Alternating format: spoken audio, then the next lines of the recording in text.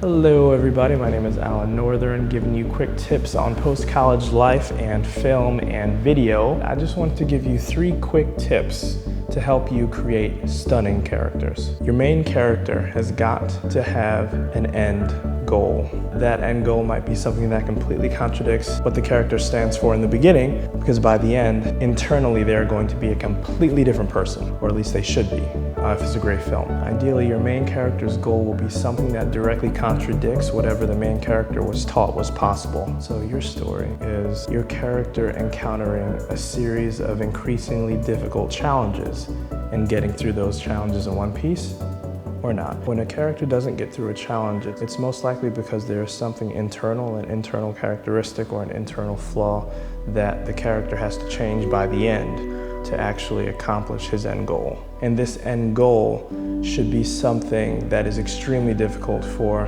the character to do. And that's what makes viewing the accomplishment of said goal that much sweeter. And don't you forget to hit the like button. So one big thing with story is that your main character is going to encounter a series of obstacles that are ever so increasingly difficult, right? So this is going to be their first obstacle, and then the next obstacle is going to be bigger than that obstacle.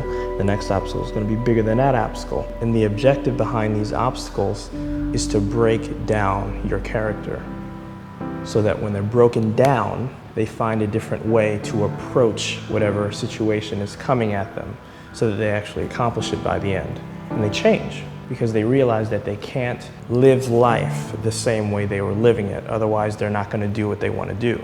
If the main character doesn't change in accordance to whatever the theme of the story is, then the main character either dies or doesn't accomplish whatever he wants to accomplish. And that is why your character has to be incomplete, so that he can be more complete by the end. And that's why I love coming-of-age films, because teenagers and adolescents are one of the most incomplete humans that there are. They just are very incomplete.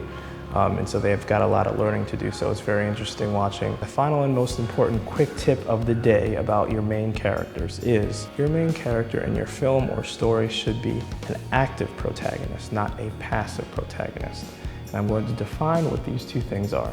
According to one of the master storytellers, Robert McKee, an active protagonist takes action in direct conflict with people in the world around them. Someone who takes action, and ideally that action is going to directly contradict the world that the character is going to live in.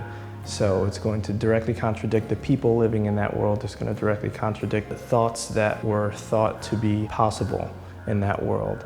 And the pleasure in seeing that, you get to see him struggle, not accomplish it, struggle, then accomplish it. Passive protagonist is someone who pursues goals or has desires that is essentially internal. And those goals and desires that are internal are directly in conflict with his or her nature, his being inside. I hope you found this very short video helpful.